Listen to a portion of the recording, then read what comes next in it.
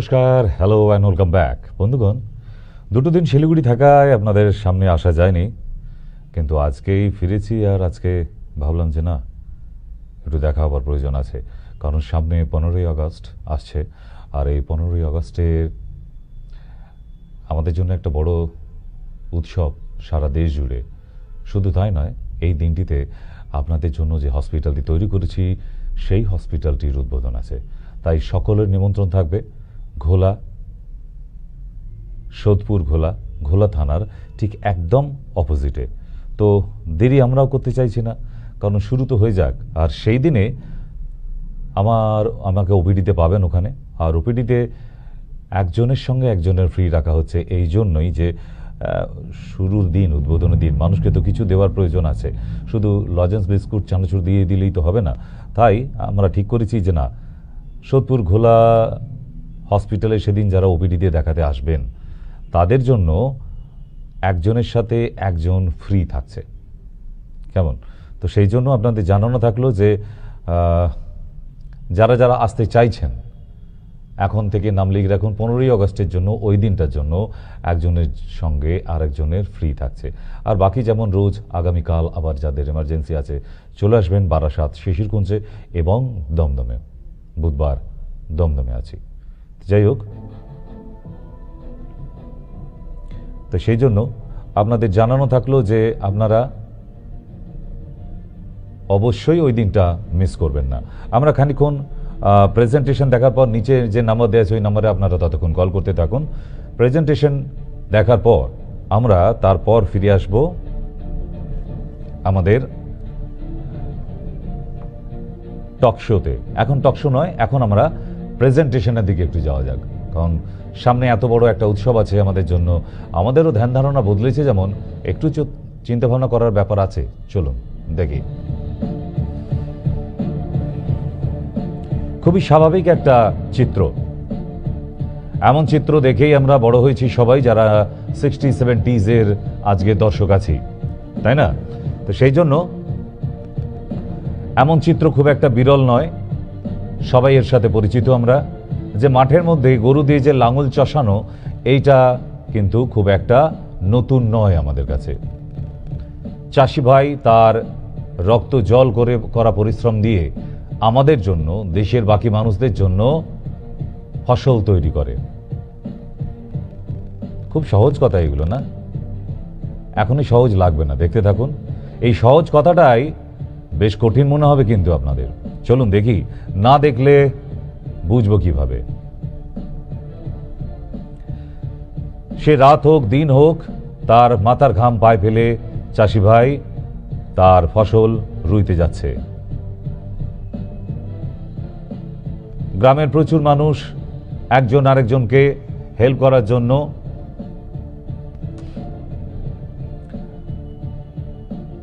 রোদ নেই, জল নেই, বৃষ্টি নেই, সব অবস্থাতেই তারা কিন্তু একসাথে আছে।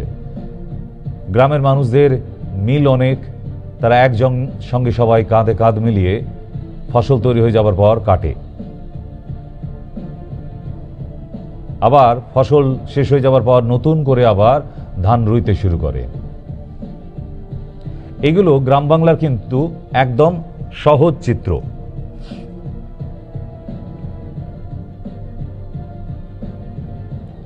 নতুন কিছু না আমাদের কাছে, যে এমন দৃশ্য তো আমরা বহু দেখেছি, এগুলো নতুন করে দেখাবার কি আছে, তাই তো?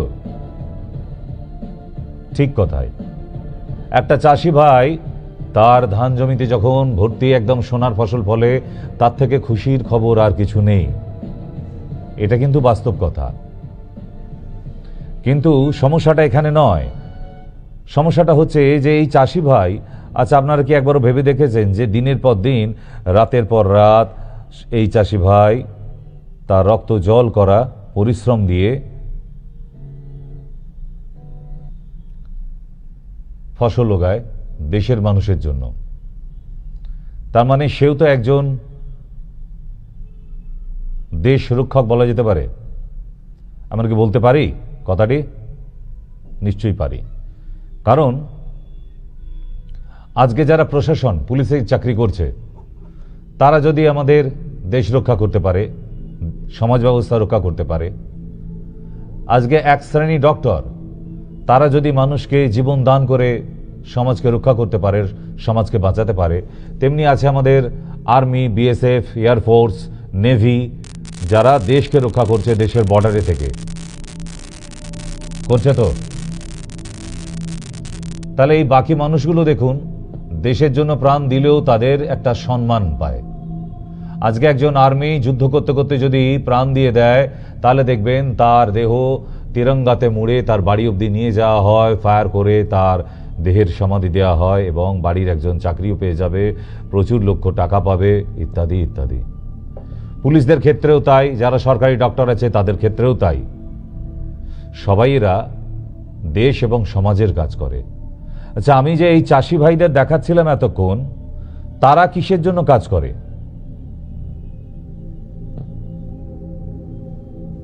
আমরা কি বলতে পারবো? নিশ্চয়ই পারবো। তারাও তো এই সমাজের মানুষকে খাইয়ে পরিয়ে বাঁচিয়ে রেখেছে। আজকে এই চাষি ভাইরা না থাকলে এই পুলিশে চাকরি করে যারা, ডক্টর যারা, আর্মি যারা, তারা খেতে পেত? দেশের সাধারণ মানুষ খেতে পেত? পেত না তো। তাহলে একজন চাষি ভাই যদি স্ট্রোক হয়ে মাঠের মাঝখানে মারা যায়, তার কপালে একটা সাদা কাপড়ও জোটে না, তিরঙ্গা অনেক দূরের কথা। তার বাড়ির কারো চাকরি হয় না, সে লক্ষ লক্ষ টাকা পায় না, তাকে সেই সম্মান দেওয়া হয় না। কেন?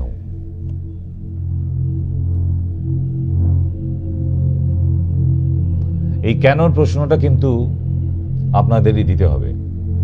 আপনারা লিখে পাঠাবেন আমাদের সবই মায়া ফেসবুক পেজে, যে আজকে এই চাষিবাসী মানুষ যারা, তাদেরকে এই সম্মানটা আমাদের না দেশ থেকে পায়, না রাজ্য থেকে পায়, না সমাজ থেকে পায়। আমরা একবার ঘুরে দেখতেও যাই না যে মাঠের মাঝখানে ওই চাষি ভাই স্ট্রোক হয়ে রোদে পড়ে গিয়ে মারা গেছে মাঠের ওপর, খোঁজ নিতেও যাই না। এটাই কি আমাদের দেশের, এটাই আমাদের সমাজের সিস্টেম? যে মানুষগুলো আজকে বর্ডারে সিকিউরিটি হিসেবে কাজ করছে দেশকে রক্ষা করার জন্য, তারা যেমন দেশের জন্য প্রাণ দিচ্ছে, আজকে এই চাষি ভাই কি দেশের জন্য প্রাণ দিল না? আর যদি বলেন হ্যাঁ এটাও তো দেশের কাজ, তাহলে তাকে সেই সসম্মান কেন দেয়া হয় না? আজকে যদি এই সম্মান দেয়া হতো, তাহলে আজকের ডেটে একজন চাষির সন্তান চাষবাসই করব বলতো। আজকে ম্যাক্সিমাম জায়গায় দেখবেন চাষি সন্তান আর চাষবাস করব বলছে না, তারা অন্য কোনো প্রফেশনের মধ্যে জুড়ে যাবার চেষ্টা করছে। কেন না? ওতে কোনো সম্মান নেই। ঘাম ঝরানো, রক্ত ঝরানো, যে পরিশ্রম দিয়ে দেশের মানুষের জন্য ফসল ফলায় চাষি ভাই এবং চাষি ভাইয়ের পরিবার, তার কোনো যোগ্য সম্মান তাদের দেওয়া হয় না। হঠাৎ ভাবছেন ডাক্তারবাবু চাষি ভাইদের নিয়ে হঠাৎ খেপে উঠল কেন? 15ই আগস্ট আসছে না? প্রতি জায়গাতেই দিকে দিকে, স্কুলে, ক্লাবের সামনে আমাদের তিরঙ্গা পতাকাটাই উপরে তুলে দিয়ে আমরা বিভিন্ন মানুষরা, বয়োজ্যেষ্ঠ মানুষরা, তাদেরকে শুনেছি বলতে আমাদের বিভিন্ন বিপ্লবীদের কথা। তারা কিভাবে প্রাণ দিয়েছিল আমাদের দেশের জন্য, তার কিছু কথা শুনি তো। কেন তারা দেশের জন্য প্রাণ দিয়েছে? তাহলে এই চাষি ভাইগুলো দেশের জন্য প্রাণ দিচ্ছে না? আপনার কি মনে হয় যে ওই চাষি ভাই যার রোদ্দুরে চাষ করতে করতে স্ট্রোক হয়ে, সানস্ট্রোক হয়ে মারা গেলেন, তিনি কি বিষ খেয়ে নিয়েছিলেন? দেনার দায় এই চাষিরা ঘটি বাটি বিকিয়ে যায়, লোন শোধ করতে পারে না। তাদের উপর অত্যাচারের পর অত্যাচার হয় যদি লোন শোধ করতে না পারে। কোনো থানার পুলিশকে দেখেছেন লোন শোধ করতে পারেনি বলে তাকে থানায় ধরে নিয়ে গেছে? থানার পুলিশ তো দূরের কথা, আমাদের দেশে সাধারণ লোকেদের যারা বড় বড় দেনা করে তাদের তো ধরতে পারে না। তাহলে নীরব মোদী আর বিজয় মালিয়া দিব্যি মুক্ত আকাশের বিহঙ্গ হয়ে ঘুরে বেড়ায় লন্ডনে, তাই না?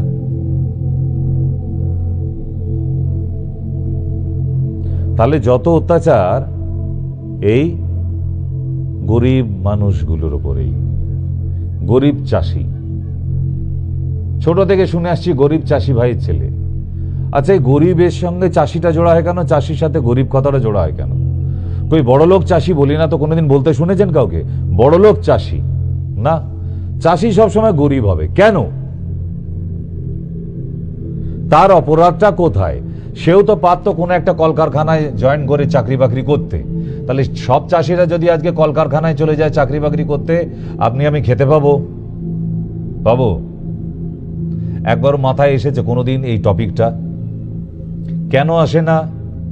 আপনার ঘরে দুয়ারে সরকারের চাল গম পৌঁছালানো কিনা সেইটা নিয়ে ব্যস্ত আছেন আপনি। গরিব চাষি ভাইটা আত্মহত্যা করতে যাচ্ছে দেনার দায়ে, লোন নিয়ে চাষ করেছিল, ফসল নষ্ট হয়ে গেছে, টাকা না মেটাতে পারলে জেল হাজত। তাহলে এমন অনেক টপিক আছে আমাদের দেশের মধ্যে যাদের নিয়ে আমরা বিন্দু মাত্র ভাবার সময় ব্যয় করি না। চলুন দেখি আবার একটু।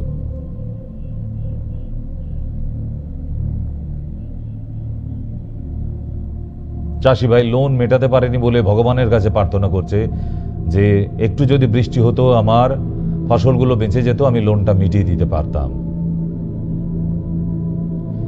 এমনি করেই খবরের কাগজের পাতায় দেখি এবং নিউজ চ্যানেলে শুনি বাঁকুড়া, বীরভূম, পুরুলিয়া চাষি ভাই আত্মহত্যা করেছে। কারণটা দেওয়া হয় না, কেন আত্মহত্যা করেছে। পারিবারিক অশান্তিতে নয়,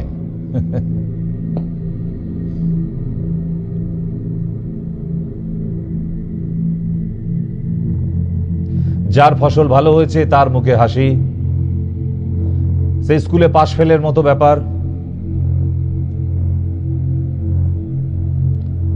যারা ফসল বেচে পয়সা পেয়েছে তাদের মুখে হাসি। এত পরিশ্রম করার পরে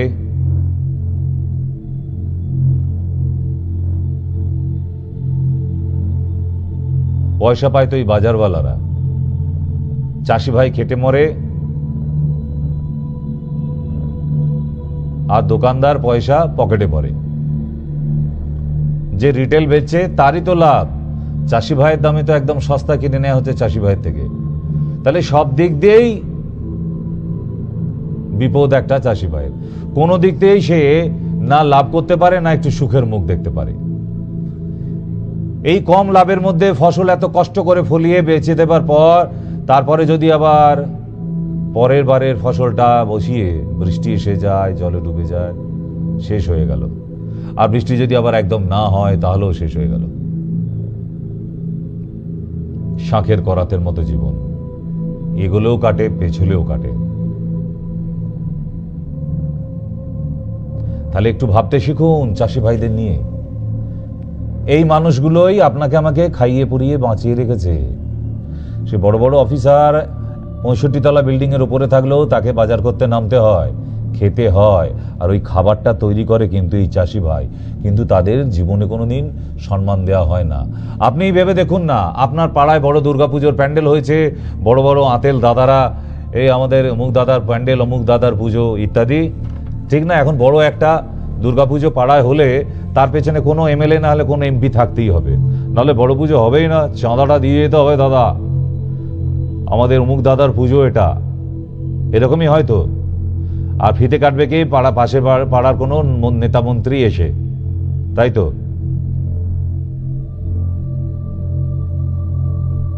ওই নেতা মন্ত্রীটা আপনার গালে দুগাল ভাত দিয়ে দিয়েছিল, আর আপনার সারা বছরের খাবারটা মুখে তুলে দেয় কিন্তু এই চাষি ভাই।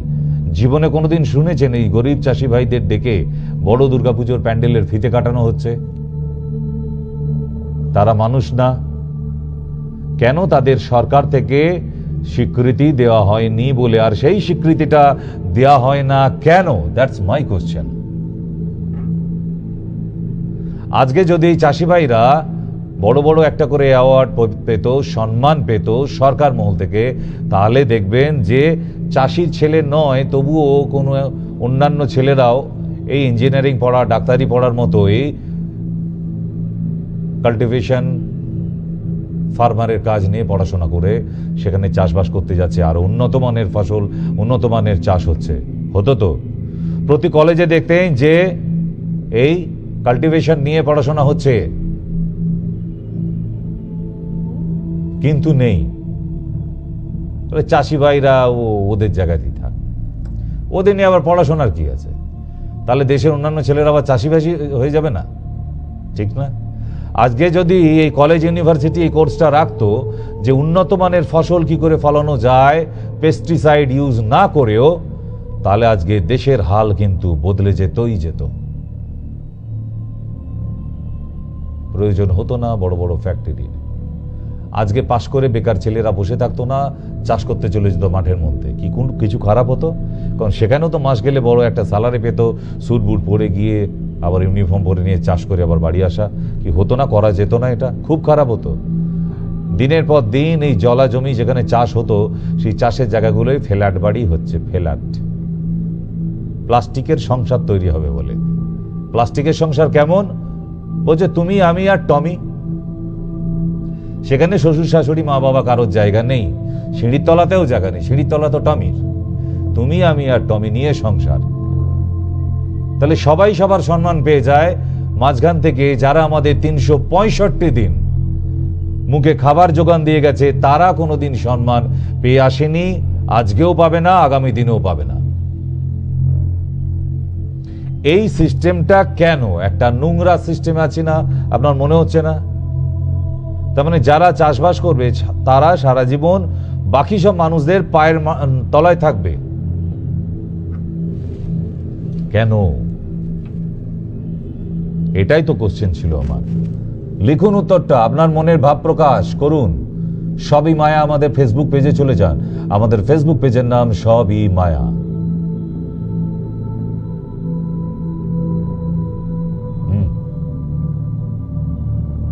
একটু ভাবুন। দেন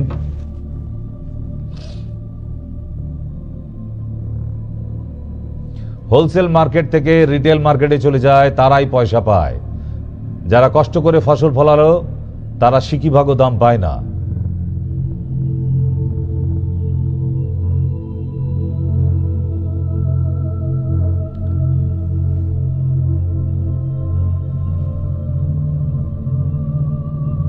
এই রিটেল দাদাই তো পকেট ভর্তি করে বাড়ি নিয়ে যাবে।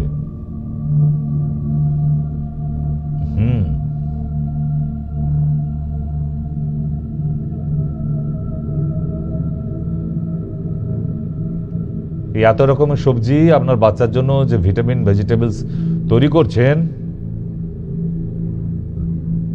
এগুলোই গরিব চাষি আর গরিব চাষির পরিবার ফসল তৈরি করেছিল।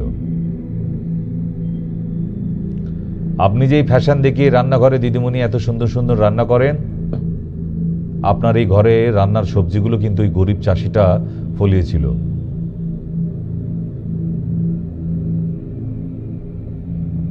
হোটেল হোক, রেস্তোরাঁ হোক, বাড়িই হোক, আপনি বাজার থেকে এনে যে খাবার রান্না করবেন সেটা কিন্তু ওই গরিব চাষির মাঠেই তৈরি হয়েছিল।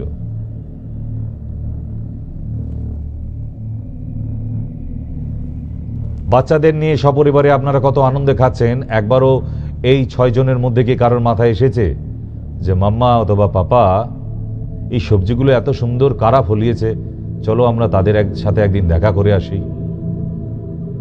কোনোদিন মাথায় আসে যেই সবজি এই ফসলগুলোও তো কোনো চাষি ফলিয়েছে? এদিকে নেতা মন্ত্রী দাদাদের সঙ্গে দেখা করার জন্য আপনাদের সময় থাকে, সেলিব্রিটিদের দেখার জন্য পাগল হয়ে যান, আর 365 দিন আপনাকে খাইয়ে বাঁচিয়ে রেখেছে। সেই চাষিদের একবারও দেখার ইচ্ছে হয়েছে কি কারোর?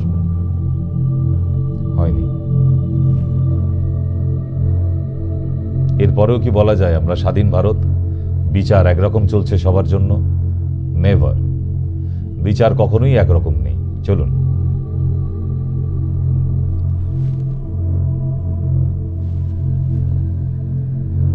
সবজিতে ভরা, সবজি ছাড়া খাবে কি?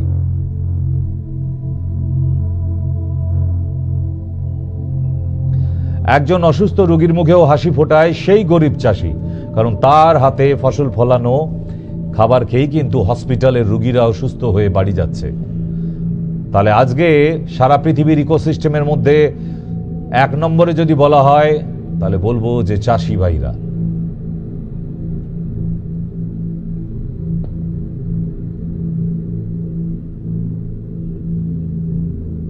কেউ খেতে পাচ্ছে, কেউ বাসি ভাত খাচ্ছে।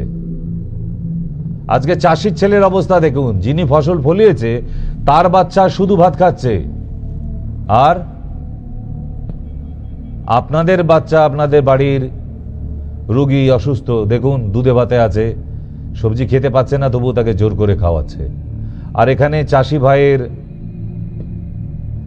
বাচ্চা, সে খেতে পায় না, শুধু ভাত খেয়ে পেট ভরায়, সবজি জোটে না।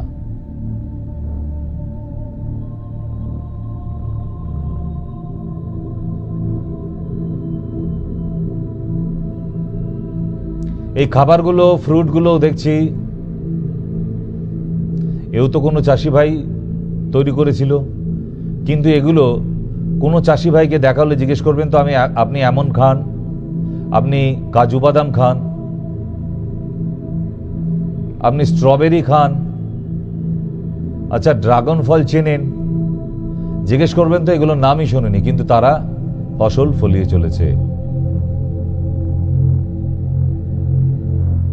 সবজি খেলে স্বাস্থ্য বাড়ে, আর চাষি ভাইয়ের বাচ্চারা তাহলে কি খাবে? শুধু ভাত খাবে। সবজি তো বড় লোকের ছেলেদের জন্য।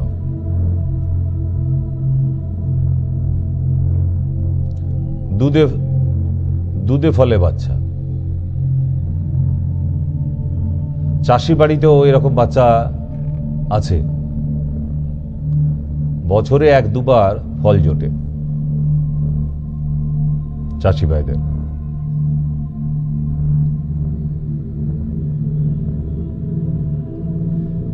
তাহলে ভারতের এই 150 কোটি লোক, তাদের পেটে খাবার জুগিয়ে যাচ্ছে এই সামান্য গুটি কয়েক হাতে গোনা মানুষ, চাষি ভাইরা। বাকি 140 কোটি লোকের কোনো ধারণাই নেই সে দুবেলা প্রতিদিন খাবার খাচ্ছে, সেই খাবারটা কে জোটায়, কোনোদিন কারোর মাথাতেও আসেনি। চাষি ভাইদের, তার মানে তাদের কথা ভাবার কোনো মানুষ নেই।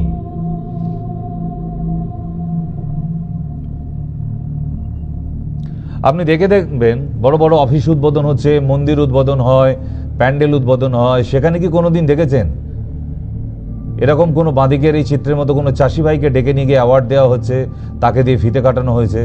যারাই সব এই অ্যাওয়ার্ড, ফিতে কাটার কাজ, তারা সব তেলে মাথায় তেল দেওয়া লোক, সমাজের প্রতিপত্তি কোটিপতি লোক, তাদেরকেই ডাকা হয় বারবার।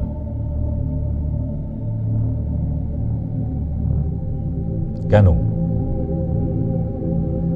ওই চাষি ভাইটাকে দিয়ে যদি ফিতে কাটানো হতো আমাদের মা দুর্গার প্যান্ডেলে, তাহলে মা দুর্গার কি জাত চলে যেত? না পুজোটা হতো না, পুজোটা থেমে যেত? পাড়ার লোক, পাশের বাড়ির লোক, পাশের প্যান্ডেলের লোক, পাশের ক্লাবের লোক, এইসব লোকগুলো কি বাজে বলতো যে চাষি ভাইকে দিয়ে সে ফিতে কাটিয়েছে বলে? যে বলছে আর যে শুনছে, দুই ক্লাব, দুজনেরই খাবার জোটায় এই চাষিরা। সুতরাং আমাদের তো একটু লজ্জাবোধ হওয়া উচিত না? এই চাষি ভাইদের সম্মান না জানিয়ে পাড়ার নেতাদের, দাদাদের ডেকে ফিতে কাটান, লজ্জা করে না? দরকার ছিল কি না? যুক্তিতে আসবেন, শুধু শুধু রাগ দেখিয়ে লাভ নেই, যুক্তিতে আসুন। চাষি ভাইদের কোনো সম্মান করা হয় না বলে অন্য প্রফেশন থেকে কেউ আর চাষবাসে যেতে চায় না। বলে নিজের বাবা জমি না থাকলে চাষ করে লাভ আছে? তো তোমার বাবার কি ফ্যাক্টরি ছিল? তুমি যে ফ্যাক্টরিতে কাজ করতে যাচ্ছ। তোমার বাবার বড় অফিস ছিল, তুমি যে অফিসে চাকরি করতে যাচ্ছ। বাবা থাকলেই তবে যে হবে, কে বলেছে? এরকম কত চাষি ভাই আছে পরের জমিতে কাজ করতে যায়।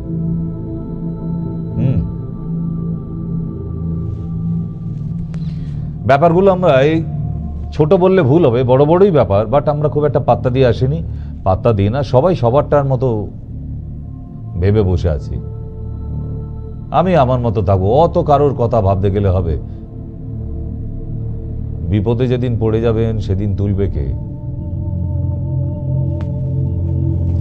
আচ্ছা, দেশে মাঝে মধ্যে আমরা দেখেছি কত কারখানার শ্রমিকরা একসঙ্গে স্ট্রাইক ডেকেছে, কারখানার লকআউট। সেই চাষি ভাইরা যদি এক একটা রাজ্য ধরে, প্রতিটা রাজ্যের চাষি একই সাথে 1 মাস স্ট্রাইক করে, মাথা ঘুরে যাওয়ার মতো কথা না, ঘুরে গেল। সারা দেশের লোক আলাদা আলাদা রাজ্য জুড়ে সব চাষিরা যদি একসাথে স্ট্রাইক করে, বুঝতে পারছেন, তখন নেতাদের ধুতি খুলে যাবে। তখন বড় বড় তাবর মন্ত্রীরাও মাথা চুল ছিঁড়ে ফেলবে। করবেটা কি? কাকে আটকাবে? তো কারো কারখানা বন্ধ করে রেখে দেয়নি। চাষিরা চাষ করবে না 1 মাস যাবত। দেখুন দেশের হাল কি হয়। তাহলে তাদের কেন সেই সসম্মানটা দেওয়া হচ্ছে না সেন্ট্রাল গভর্নমেন্ট আর স্টেট গভর্নমেন্ট? দরকার ছিল মনে হচ্ছে। এরপর মনে হচ্ছে আমরা স্বাধীন। 15 আগস্টে একটা পতাকা তুলে দিলেই স্বাধীন হয় দেশ। আমরা এখনো পরাধীন। This is one case of ragging, social ragging বলা হয় একে। আপনারা নতুন হস্টেলে কলেজে দেখেছেন র্যাগিং, এটা সোশ্যাল র্যাগিং। সমাজ তাদেরকে সম্মান না দিয়ে সব সময় আন্ডার এস্টিমেট করে রেখে দেওয়া হয় এই চাষি ভাইদের। নেক্সট যাই।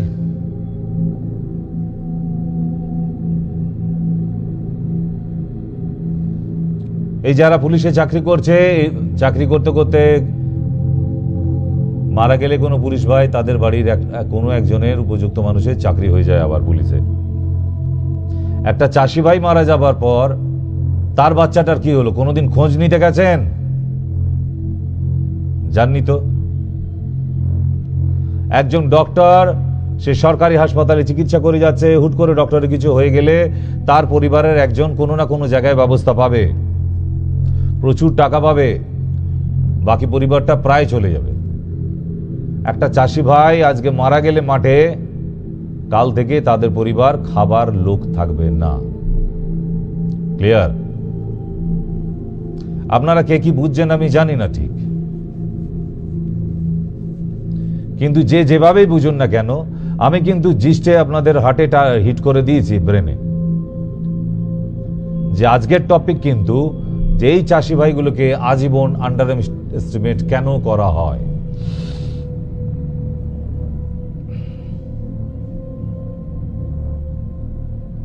যারা বর্ডারে ডিউটি করছে, বিএসএফ আর সোলজার আর আর্মি, আমরা জানি, তাদের অসংখ্য ধন্যবাদ, স্যালুট জানাই তাদের। তারা দেশকে রক্ষা করছে যাতে কোনো বিদেশি কুচিন্তা নিয়ে, খারাপ চিন্তা নিয়ে আমাদের দেশে ঢুকে না পড়ে। তার জন্য বর্ডারে পাহারা দেয়া আছে, পাহারাদারেরা। এনাদের মধ্যে কেউ যদি যুদ্ধ করতে করতে মারা যায়, তাহলে এনাদের পুরো কফিন বক্স তিরঙ্গা দিয়ে ঢেকে একদম সসম্মানে ডেড বডি বাড়িতে পৌঁছে দেওয়া হয়, এবং বাড়ির কোনো একজনের আবার চাকরিও হয়ে যায়। শুধু হবে না চাষি ভাইদের, কেন?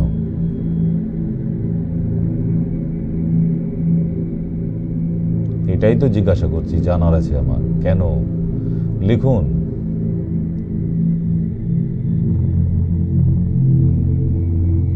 সবই মায়াতে লিখুন। নেক্সট।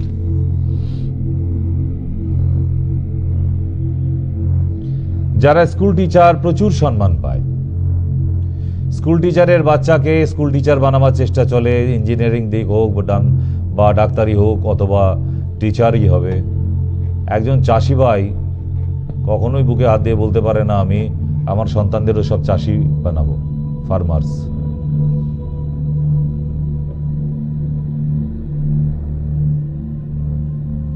শুনেছেন?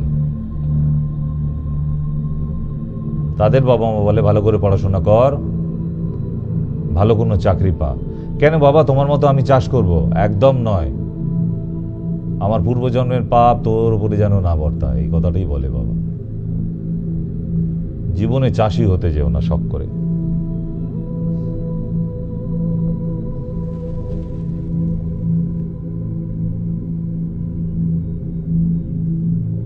তারপর রিটায়ারমেন্টের পর পেনশন,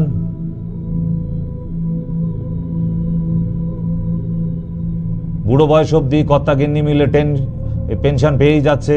আর চাষি ভাইরা, তারা শুধু পায় টেনশন। বাকি সবাই রিটায়ারমেন্টের পর পেনশন, চাষি ভাইদের টেনশন কেন কেন? কবে ভাববেন ব্যাপারটা নিয়ে? আলোচনায় বসার ছিল না? বসুন, আলোচনায় বসুন। দেশের হাল বদলে যাবে, অ্যাসিওর্ড ইউ। সুন্দর ব্লুপ্রিন্ট করেছি আমি। যে স্কুল কলেজে যেরকম ইঞ্জিনিয়ারিং পড়তে যায়, ডাক্তারি পড়তে যায়, এলএলবি পড়তে যায় না, আরো কত কি প্রফেশন আছে তার জন্য পড়াশোনা করতে যায়, সে কার্পেন্টার থেকে টেলার অবধি, ইলেকট্রনিক ইঞ্জিনিয়ার, কম্পিউটার ইঞ্জিনিয়ার পড়তে যাচ্ছে। তো কাউকে শুনলেন আমি চাষবাস নিয়ে পড়াশোনা করব, আমি চাষি হতে চাই, 365 দিন মানুষের মুখে খাবার দিয়ে সেবা করব? শুনেছেন কোনোদিন? না।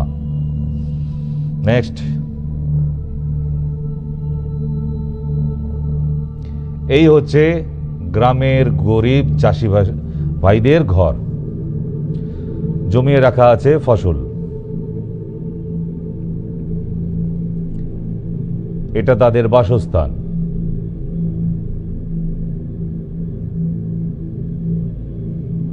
কিন্তু এই জায়গাটা সবার জন্য সমান।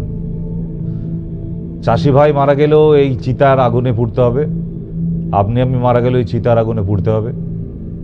আর যারা বড় লোক, বড় বড় অফিস, বড় বড় সম্পত্তি, তারাও মারা গেলে এই চিতাতেই গিয়ে দেহটা শেষ করতে হবে, ত্যাগ করবে। তাহলে এখানে তফাৎ নেই কেন? বিএমডব্লিউ কোম্পানি থেকে যদি চিতা বানানো থাকতো ইলেকট্রিক চুল্লি, অডি কোম্পানি থেকে, মারুতি কোম্পানি থেকে, ভালো হতো না? বড় লোকেদের ব্যাপার, স্ট্যাটাসফুল ব্যাপার। এই জানিস তো আমার বাবাকে বিএমডব্লিউ কোম্পানির শ্মশানে পুড়িয়ে এলাম, মানে ছেলেরাও গর্ব করে বলবে। আর ওই গরিব চাষাগুলো কাঁচা কাঠ দিয়ে কেরোসিন তেল ঢেলে পুড়িয়ে দিতে হচ্ছে। এটাই জীবন।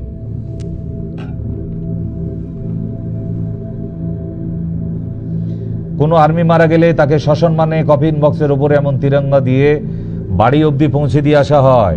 আর চাষি ভাই সেখান থেকে একটু হসপিটাল নিয়ে যাবার মতো সামর্থ্য নেই, অ্যাম্বুলেন্স নেই গ্রামে। যদি বেঁচে থাকে, গরম রোদ্দুর লেগে, লু লেগে অসুস্থ হয়ে যায়, তাহলে ভ্যানে করে হাসপাতালে নিয়ে যাওয়া হয়, তাও সেই সরকারি হাসপাতাল। সকালে ভর্তি করার পর বিকেলবেলা দেখবে। এটা গরিব চাষিদের জন্য হচ্ছে ব্যবস্থা।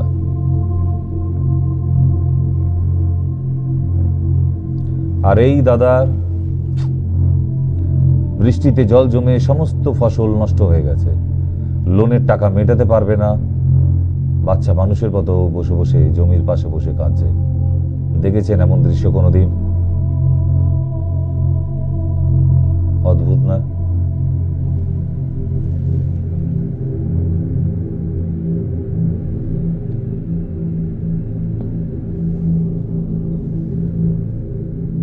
এন্ড। সামনে 15ই আগস্ট ছিল, তাই একটু মানুষকে অন্যরকম ভাবে ভাবিয়ে তুললাম। তারা যেগুলো ভাবে না, আমরা মাঝের মধ্যে এগুলো ভাবি, ভাবতে হয়, না হলে সমাজ চলবে কেন? আর তাই এবার যারা আমার সাথে এতক্ষণ সঙ্গে বসে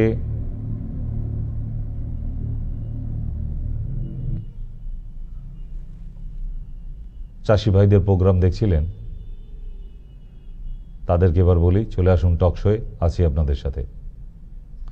আর শিলিগুড়িতে গতকাল যারা দেখিয়ে গেছেন বা যারা আসতে পারেননি, তাদের সবাইকেই অসংখ্য অসংখ্য ধন্যবাদ। ওই বৃষ্টির মধ্যেও এত ভিড় করে, সে এক বিশাল একটা রাশ ভিড়। তো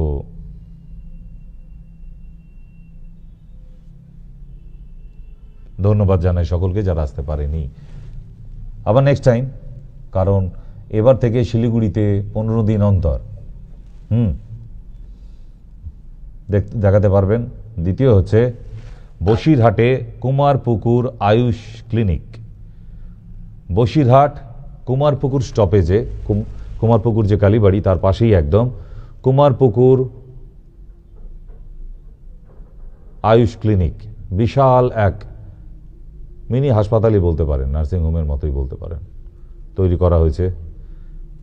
সাউথের সমস্ত লোক ওখানে পৌঁছে যেতে পারবেন। বসিরহাট, কুমারপুকুর, ওটাও বোধহয় 16-17 তারিখ উদ্বোধন হচ্ছে। আর তার থেকেও বড় খবর, সোদপুর ঘোলা থানার ঠিক অপোজিটে নবান্ন হেলথ কেয়ার উদ্বোধন আছে। চলে আসবেন সরাসরি, কোনো নিমন্ত্রণ কার্ড নিয়ে আসা দরকার নেই, আমাদের নিমন্ত্রণে কার্ড লাগে না, আপনারা এমনি চলে আসবেন জানানো থাকলো। আর এই 15ই আগস্টের দিন সকালে 10টা থেকে আমাদের সেদিনে মেডিকেল ক্যাম্পিং থাকছে হসপিটালের মধ্যে, একজনের সাথে আরেকজনের ফ্রি। তাই যারা নিচে টেলিকলার আছে তাদের থেকে জেনে নেবেন যে 15ই আগস্ট যে ঘোষণা হয়েছিল জায়গাটা কোথায়, আপনাদের সঠিক অ্যাড্রেস দিয়ে দেবে। তবুও বলে দিই আমি, ঘোলা থানার ঠিক অপোজিটেই। কেমন? দ্বিতীয় কথা,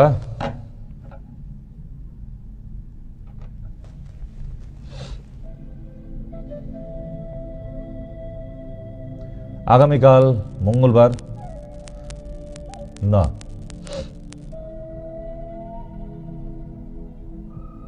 শনিবার, কারণ শনিবার মঙ্গলবার বারাসাতে শিশিরকুঞ্জে ডেট, তো ভুলে যায় মাঝে মধ্যে। আগামীকাল শনিবার একটা ডেট থাকছে, অলরেডি আপনারা চলে আসতে পারেন আগামীকাল, এবং রবিবার আবার দমদম। কেমন? তো সেই জন্য আপনাদের প্রতিটা চেম্বারে এখন নিশ্চয়ই অ্যাড্রেস এবং ডেট আপনাদের জানা হয়ে গেছে। হ্যাঁ, এর মধ্যে বেশ কয়েকটা হসপিটাল আপনাদের উপহার দেব, তা আর একটা হসপিটাল দিয়ে উদ্বোধন করে দিচ্ছি 15ই আগস্ট। আপনারাই আসবেন, ফিতে কাটবেন না, কোনো নেতা মন্ত্রী সেলিব্রিটি দিয়ে ফিতে কাটাচ্ছি না, আপনাদের মতো সাধারণ মানুষকে দিয়েই। তাই অনুরোধ রইল যে আমরা নিম্ন মধ্যবিত্ত মানুষ, চলুন সবাই মিলে আর একটা ভালো সুচিকিৎসার প্রতিষ্ঠান আমরা উদ্বোধন করে আসি। সোদপুর ঘোলাতে আগামী 15ই আগস্ট, এবং সেখানে মেডিকেল ক্যাম্পিং থাকছে। আমাদের যারা ওপিডিতে আসবে একজনের সাথে আরেকজন ফ্রি, একজন টিকিট কাটলে আরেকজনের টিকিট ফ্রি। ঠিক আছে? যারা কলে আসতে চাইছেন আর কি, লাইভ কলে যারা আসতে চাইছেন চলে আসুন 8336973024-এ। হ্যাঁ, সরাসরি যারা মোবাইল নিয়ে বসে আছেন অলরেডি আপনাদের সঙ্গে কথা হয়ে যাবে আজকে একটুখানি, তাই চিন্তা করার কিছু নেই। মায়া টিভি সারাদিন প্রতিদিন, এবং মেডিকেল শো ছাড়াও আরও অন্যান্য প্রচুর অনুষ্ঠান নিয়ে পশ্চিমবাংলার বুকে কোনায় কোনায় পৌঁছায় মায়া টিভি। আর যারা বিজ্ঞাপন দিতে চাইছেন তারা সরাসরি আমাদের কন্ট্রোল রুমে এসে যোগাযোগ করে নেবেন। যারা বিজ্ঞাপন দিতে চাইছেন আমাদের এই মায়া টিভিতে খুব স্বল্প খরচায় সারা পশ্চিমবাংলা,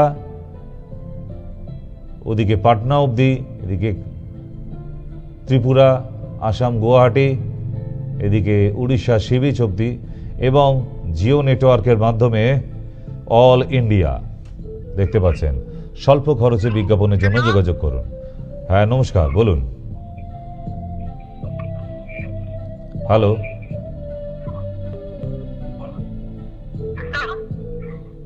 মাসিমা ঢোক গিনছেল কেন? হ্যালো, আমি খন্তি থেকে বলতেছি। কি বলতেছো মা? হ্যালো, কানে কি শুনতে পাওয়া যাচ্ছে না?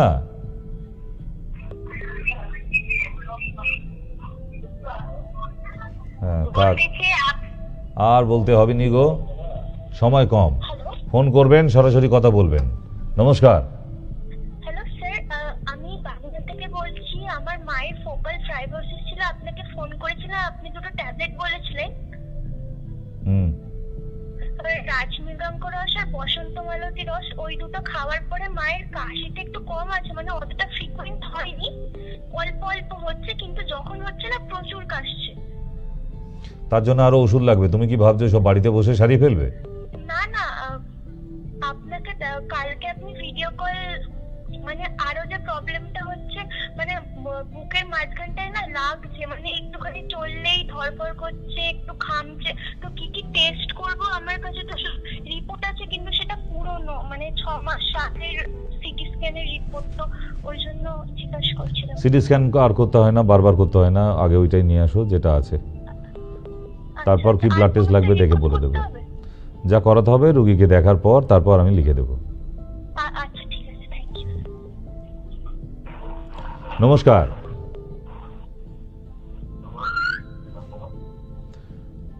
ও সেই তো শুনতে পাচ্ছেন না দিদি, এটা এবার শুনতে পাচ্ছ? হ্যালো বলুন হ্যালো বলুন। হ্যালো না, আপনার কানে প্রবলেম আছে। হ্যালো, হ্যাঁ নমস্কার, বলুন। হ্যাঁ নমস্কার হুম স্যার, আমার ছেলে 23 বছর বয়স, বুঝলেন? হুম হ্যালো, হ্যাঁ, আপনার ছেলে 23 বছর বয়স। 23 বছর বয়স, কিন্তু ছেলেটা 2 বছর ধরে হঠাৎ করে না চুলটা উঠে যাচ্ছে মাথা থেকে। কি করতে পারি সে পরামর্শ দেন। হ্যাঁ, কি হয়ে যাচ্ছে? মাথা ঘুরে যাচ্ছে না? চুলের সমস্যা হচ্ছে, চুল উঠে যাচ্ছে। চুল উঠে যাচ্ছে, চেম্বারে নিয়ে চলে আসুন। ওষুধ দিয়ে দেবো, তেল দিয়ে দেবো, শ্যাম্পু দিয়ে দেবো, খাবার ওষুধ দিয়ে দেবো। একদিন নিয়ে চেম্বারে চলে আসুন। হ্যাঁ, কোথায় যেতে হবে? দমদম অথবা বারাসাত। হ্যাঁ হ্যাঁ, দমদমে অথবা বারাসাতে। এবার বাকিটা ওই নিচের নাম্বারে কল করে নিন, নিচে দুটো নাম্বার দেওয়া আছে, হেল্পলাইনে কল করুন এবার। নমস্কার। হ্যালো হুম, হ্যালো, শুনতে পাচ্ছি। হ্যাঁ ডাক্তারবাবু, হ্যাঁ, আচ্ছা হার্নিয়ার কি ওষুধ আছে আয়ুর্বেদিক বলতে পারবেন একটু? না, জানা নেই। হ্যাঁ, জানা নেই, দোকানে গিয়ে জিজ্ঞেস করলে দিয়ে দেবে হার্নিয়ার ওষুধ কি আছে। সে বাবু ডাইরেক্ট ওষুধই জানতে চায়, তাহলে আমরা কি করবো? 4 দিন বসে বসে ওষুধের নাম বলবো? এরম রেডিমেড ভাবে সারাতে পারবেন শুধু একটা প্রোডাক্ট দিয়ে? সাপোর্টিং প্রোডাক্ট লাগবে না? হয়তো ডাক্তারি পড়তে হবে। নমস্কার, বলুন। হ্যালো, হ্যাঁ, বলছি যে আমি কালকে তো শিলিগুড়িতে গিয়েছিলাম, দেখিয়ে আসলাম। হুম, হ্যাঁ, তো আমি প্রেশারের ওষুধ তো খেতে বলেছিলেন, তো মানে করছি, কিন্তু ওই যে আমি সুগারের ওষুধটা কি খাবো বাইরে যে মানে যেটা খেতাম? হ্যাঁ খাবেন। খাবো না? হুম, আচ্ছা, কালকে তো ওষুধ দিয়েছেন, আমি ওগুলো সব কিনে নিয়ে এসে আজকের থেকে শুরু করেছি। ওকে। হ্যাঁ নমস্কার।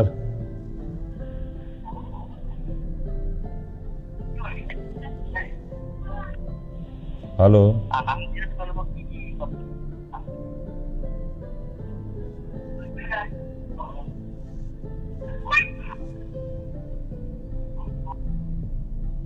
থাক।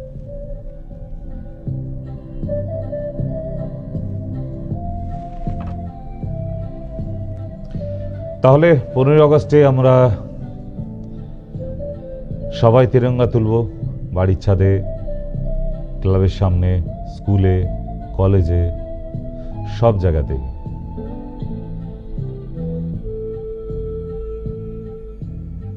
আর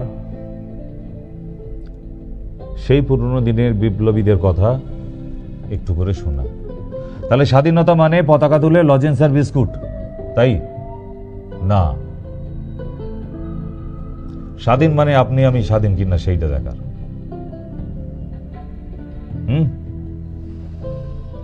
স্বাধীন মানে আপনার অবিবাহিত মেয়ে, 18 বছরের মেয়ে, সে রাত্রি 10টার সময় যেন রাস্তায় নর্মালি হাঁটতে পারে, তাকে বলে স্বাধীন দেশ। হ্যালো, কেমন? বলুন। হ্যালো, হ্যাঁ হ্যালো, আমি ডাক্তারবাবুর সঙ্গে কথা বলবো। বলে ভালো। হ্যালো, হুম, আমি একটা ডক্টর কেয়ার সঙ্গে কথা বলবো। বলে ভালো।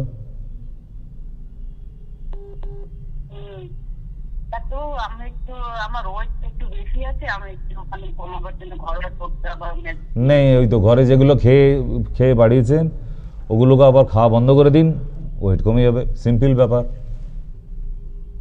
ঠিক আছে? ঘরোয়া তরকারি। আপনার মনে হয় যারা বাড়িতে মিনিটে মিনিটে খাবার খায়, 5 বালিশের মতো চেহারা করে ফেলেছে, টোটকা দিয়ে তাদের কাজ হবে? যে খাবারগুলো খেয়েছেন ওই খাবারগুলো বন্ধ করে দিন। মানে আপনি কি চাইছেন? আমি ঘরোয়া টোটকা দেবো বা ওষুধ দেবো আর আপনি দুবেলা করে একদম কবজি ডুবিয়ে খাবেন আপনি ওজন কমাবেন সম্ভব? যেভাবে খেয়ে খেয়ে মোটা হয়েছেন ঠিক ওইভাবে খাওয়াটা বন্ধ করে দিন, খেতে খেতে, তাহলেই রোগা হয়ে যাবে। একটাই রাস্তা, ঠিক আছে? খাওয়া বন্ধ করে শরীরে প্রবলেম হবে না তো? না, এই যে আপনার এক্সট্রা বাড়িয়ে ফেলেছেন, এতে প্রবলেম হচ্ছে? দিব্যি তো আপনি চলছেন, চলাফেরা করছেন, তাহলে ওই বেশি বেশি করে খাওয়াগুলো বন্ধ করুন, ফাস্টফুড বন্ধ করুন, আর ওই দুপুরে রাত্রে 4 বেলা ধরেই ঘুমাবেন না, তাহলে পুরো কুমড়ো পটাশের মতো চেহারা হয়ে যাবে। দুপুরে ঘুম একদম বন্ধ করতে হবে।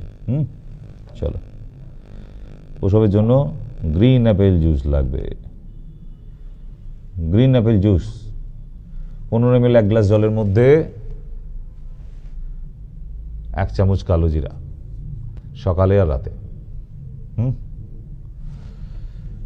তো আবার একবার মনে করে দিই, যারা শিলিগুড়িতে দেখিয়ে গেছেন বা দেখানো হয়নি কিন্তু এখনো মাথায় আছে যে হ্যাঁ একদিন যাব, তো শিলিগুড়ি থেকে এখন আর কলকাতায় আসতে হয় না। আমি প্রতি মাসে কলকাতায় যেতাম, এই মাস থেকে 2 বার করে যাব, 15 দিন অন্তর। হ্যালো, না এটা সেই নাকা সুন্দরী মাসিমা, লাজপতি নুপুর, আমাদের কালা মাসিমা এসে গেছে। কানে শুনেন না, কিনেছে ফোন। নমস্কার। হ্যাঁ নমস্কার ডাক্তারবাবু, আমি লিভুন থেকে বলছি, প্যামফিলাস পেশেন্ট। হ্যাঁ বলছি, আমি তো গত সপ্তাহে ফোন করেছিলাম, কিন্তু আমার এখন মানে এতই বেড়ে গেছে, এত বেড়ে গেছে, বাড়ি থেকে তো বেরোতে পারছি না, বিছানা থেকে, মানে গোটা শরীরে বেরিয়ে গেছে। আমি যাবো কি করে আপনার কাছে? তার জন্য কোনো উপায় আছে কি? কিছু কি বেরিয়ে গেছে? ওই যে আমার গোটা গায়ে যে জলপস্ত মতো বেরোয়, মাথা থেকে পা অবধি সব গোটা গায়ে বেরিয়ে গেছে। তো বাড়ির কেউ থাকলে তাকে দিয়ে প্রেসক্রিপশন পাঠান। প্রেসক্রিপশন পাঠাবো? ঠিক আছে, ওই হোয়াটসঅ্যাপে আপনার নাম্বারে তো? না নাম্বারে না, চেম্বারে। নাম্বারে নিয়ে কি করবো? মেডিসিনও কি আর হোয়াটসঅ্যাপে পাঠিয়ে দেবো? মেডিসিনটা আনতে আসতে হবে তো কাউকে, না? ঠিক আছে।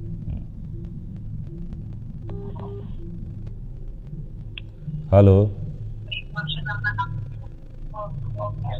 হ্যালো, হ্যালো হ্যালো, বলুন। ডাক্তারবাবুর সঙ্গে একটু কথা বলা যাবে? বলছি। হ্যালো, কানে শুনতে পাচ্ছেন?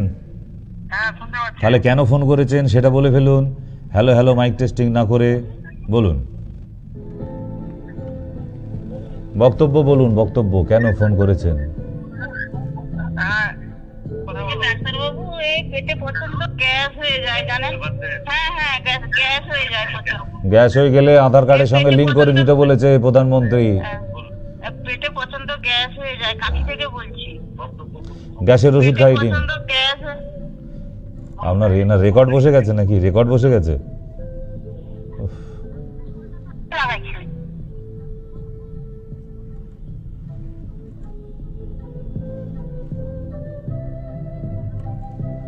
তো যাই হোক, দেখতে দেখতে আমরা সময়সীমার শেষের দিকে বেশ পৌঁছে গেলাম কিন্তু। আর আগামীকাল দেখা হচ্ছে, কারণ শিলিগুড়ি থেকে আজকে কিছুক্ষণ আগেই ফেরা, টায়ার্ড ভীষণভাবে, জাস্ট বিকেল 5টায় ফিরেছি। তো অসুবিধে নেই, আসতে তো হবেই, কারণ আপনাদের সঙ্গে নালে দেখা হবে না, কথা হবে না, আবার রাতে ঘুম হবে না। আর তাই আজকে একটু দেখা করতে যাওয়া, ছোট্ট করে, কোনো অসুবিধা নেই। হ্যাঁ নমস্কার। নমস্কার। বলুন। আচ্ছা স্যার, আমার ডান ধারে হাতটা প্রচন্ড ব্যথা হচ্ছে, পেছাব করে যে কমছে, আর আবার সেরকমই প্রচন্ড কাঁদতে। আপনি একটা সেই ওষুধ লিখে দিয়েছিলেন, সেই রসগল্প একটা যে কেনা হয়নি তো এখনো?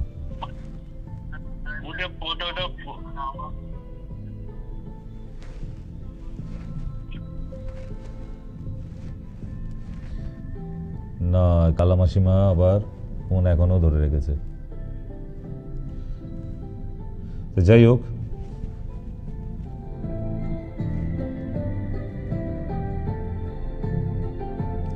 তাহলে 15 আগস্টের কথা বলছেন আপনারা সপরিবারে সশরীরে ঘোলা থানা ঠিক অপোজিটে নবান্ন হেলথ ইনস্টিটিউটের উদ্বোধন আছে এবং সেই উদ্বোধন উপলক্ষে আর 15ই আগস্ট উপলক্ষে আমার যত পেশেন্ট আসবে বা দেখাতে নতুনভাবে আসবেন একজনের সাথে আরেকজন ফ্রি, কিন্তু একই পরিবারের হতে হবে।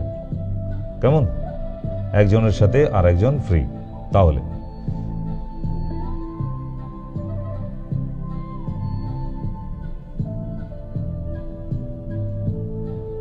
হ্যালো, হ্যালো, সেই ওষুধটা আমি বিষ্ণুপুরে অনেক চেষ্টা করলাম, পেলাম না। এখান থেকে এসে নিয়ে যাও,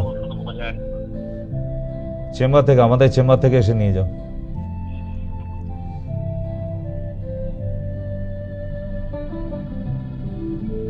কালাম এসে বিদায় নিলেন আমাদের অনুষ্ঠান থেকে। তো এবারে আর দুটো ফোনের টাইমিং আছে, সময়সীমা প্রায় শেষের দিকে।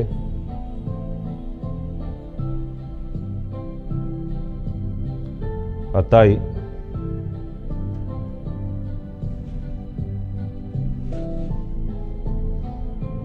জানিয়ে রাখা আপনাদের যে আগামীকাল শিশিরকুঞ্জ, তারপরের দিন বুধবার, পরের দিন বুধবার দমদম। কারণ এই কটা দিন শিডিউল একদম টাইট। আবার বসিরহাটের একটি বড় চেম্বার ওপেন হচ্ছে 16ই আগস্ট। তো নাম্বার থেকে, ফোন নাম্বার থেকে আপনারা জানতে পেরে যাবেন, কোনো অসুবিধে নেই, জানাটারও দরকার আছে। আর বলে দিই, স্কুলে গিয়ে বা কলেজে গিয়ে আপনারা 15ই আগস্টের অনুষ্ঠান করবেন, কিন্তু সঠিকভাবে করা হোক। কোনো কোনো স্কুলে আবার পতাকার কালারটাও উল্টে যায়, গেরুয়াটা নিচে চলে আসে কোনো কোনো জায়গায়। তো সেই জন্যই আপনাদের সাবধান করা যে না, এগুলো করবেন না। মানুষ মানুষকে ভালোবাসতে শিখুক। আমাদের টপিকই ছিল আজকে যে চাষি ভাইরাও আমাদের সাথে পার্টিসিপেট করুক। হ্যালো, বলুন। হ্যাঁ, ডাক্তারবাবু, আমি আপনাকে ফোন করলাম তো ওজনের সম্বন্ধে জানার জন্য। ওজন বেড়ে গেছে, তো আপনি গ্রিন অ্যাপেল জুস বললেন, আর কালো জিরাটা কি এমনি কি মানে এমনি কাঁচাটাই জলের মধ্যে দিয়ে এটা কেমন করে খাবো? গরম জলে দিয়ে খাবেন। ও, গরম জল গ্রিন অ্যাপেল জুস দেবো না? নেবেন না। হ্যালো, হ্যাঁ, মানে কালো জিরাটা এমনি গরম।